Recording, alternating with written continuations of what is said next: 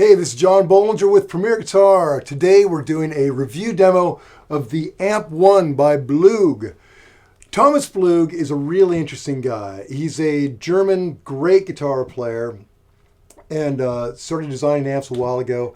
And he's doing it differently than anybody I know of, because this amazing 100 watt tube amp, partially tube amp, is 2.6 pounds. So I have pedals that are bigger than that. So it's a very cool approach. And I'll tell you all about it after I tell you about how we're recording this. So right now I'm playing my 67 Fender Telecaster Custom, and I'm running directly into the Blug right here. But here's where it gets interesting, because there's a lot, as you can see, there's a whole lot of cables here. And what it is, we're utilizing the effects loop. And in the effects loop, we have an Ibanez echo shifter to kind of show what that does. And then we're also using the record out. This has an amp simulator that also doubles as a headphone amp, but we're running a line out like that.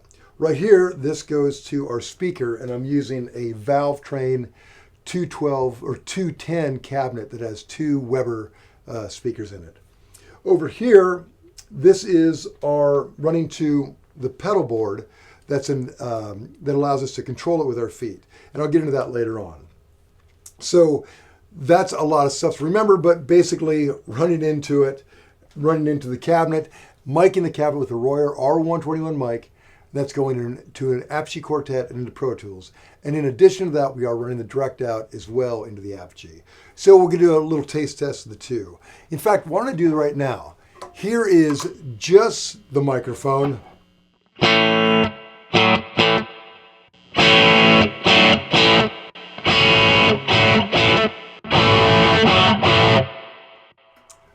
And that's all four channels. Now let's try it with just the DI going to all four channels.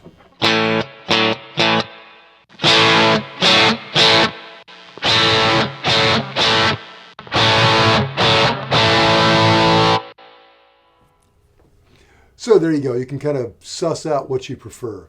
We'll probably use most of the mic, but feather in that DI as well, that amp simulation. So amazingly, this 100 watt Class D nanotube power section is what runs it. This vacuum tube is fan cooled, which helps, and it's made to these it's a Russian made subminiature type design for military or aerospace application. And its lifespan is reportedly 3 times that of a 12AX7. In addition to that, it's been hand wired into the circuit to eliminate problems associated with sockets. Very cool. And it sounds great. Let me run you through the front of it. Volume for the clean channel. Then over here is in the overdrive channels. And there's three categories of overdrive. There's the vintage, classic, and modern. Kind of rectifier, going all the way to really super overdriven rectifier type. Over here you've got the gain and the master for it. This 3-band EQ feeds both the clean and the dirty. There's a reverb over here, which you can turn on and off with that switch, but I'm using the foot control right now, which is great. Boost is in the middle, which is great. And you can adjust how much of that on the side here. It'll control how much you want. In addition to this 3-band EQ, there's other side controls that let you affect the tone and volume of different channels as well. So Thomas Blug has packed a ton of stuff into this tiny amp. It's really incredible. Also on the side here, there's a 3-position noise gate, which is great, particularly in that modern setting.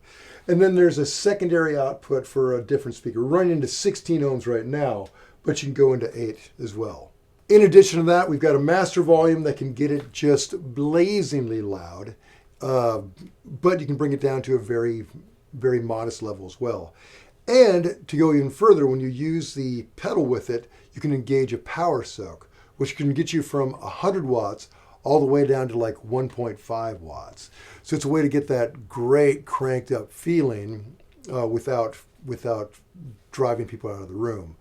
And I've found when you engage the power soak, the clean really comes alive. I love that. It's got that almost like a deluxe turned all the way up, where it feels like it's just starting to push, but it's not too much. So when I came in, I had the EQ flat, and I just sort of ran through all of the clean, the vintage, the classic, and the modern setting. And I also turned the effects loop on and off, and the verb on and off. But I want to just kind of go around a bit. First, I'll let you see what this verb does. As you can see, I'm on about 6 and change right now. Now, if that was a Fender amp on 6.5, the verb would be overwhelming, but this is kind of a subtle verb, which I like.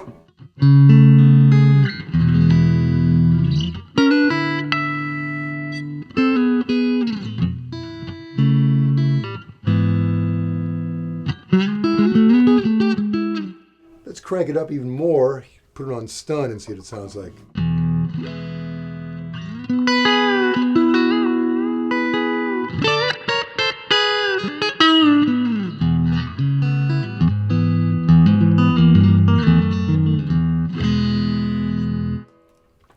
Now that may not be enough verb for some of you people that are really addicted to it, but I kind of like it there because it's not too much. You can't get in too much trouble with a more subtle verb. If you can go way into super wetland, you tend to get in trouble. So I dig it like it is. So while we're talking about effects, I'll talk about the effects loop. It has series, parallel, and level switches, and is really clean. And again, you can activate it with the foot pedal. But I love the fact you can have that in there, have whatever effects you desire run into it, and they're out of the way when you don't want it. So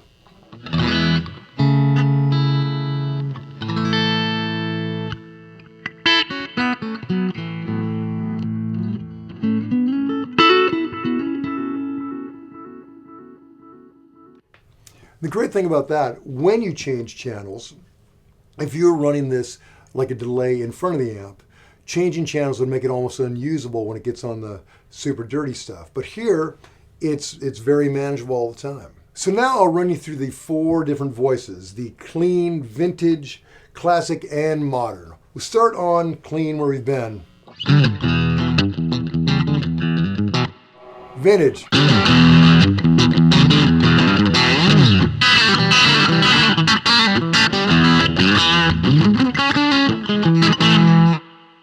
Here's classic.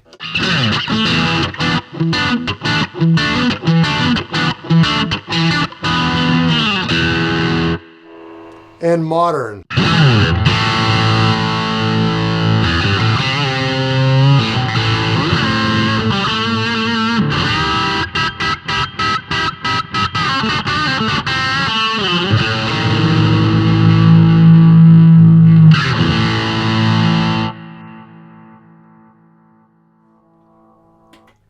Now right there, I turned down the effects loop. Let me just kind of show you how it's cool that you can have it.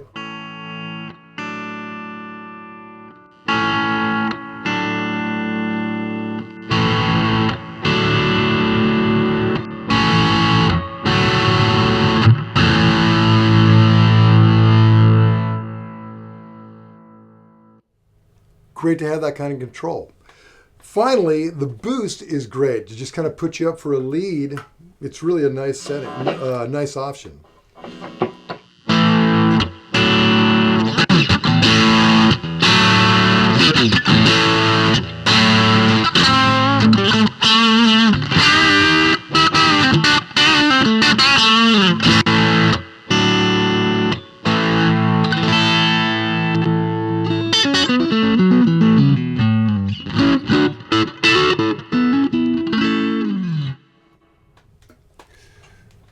So I first heard of Blug when I did a rig rundown with Jennifer Batten.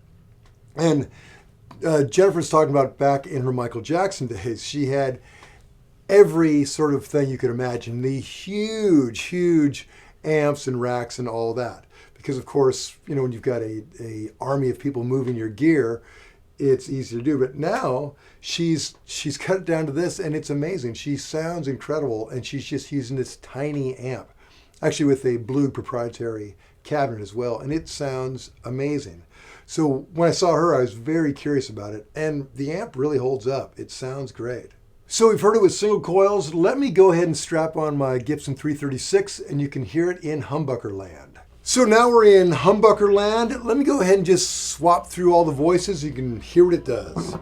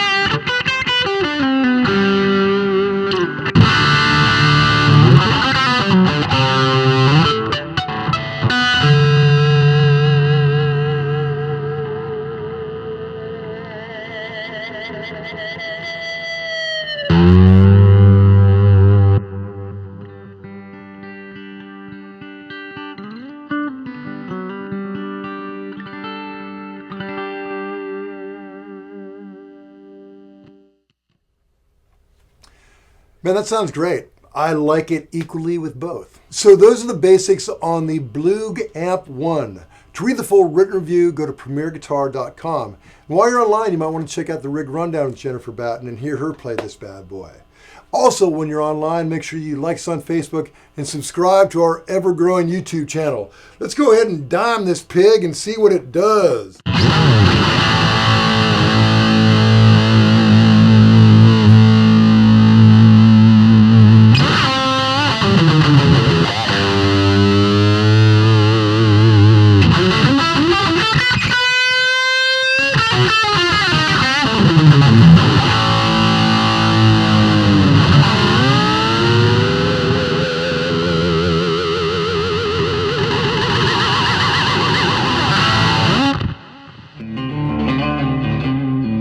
Don't forget to sign up for PG Perks, your all-access pass to exclusive gear giveaways and discounts on premierguitar.com.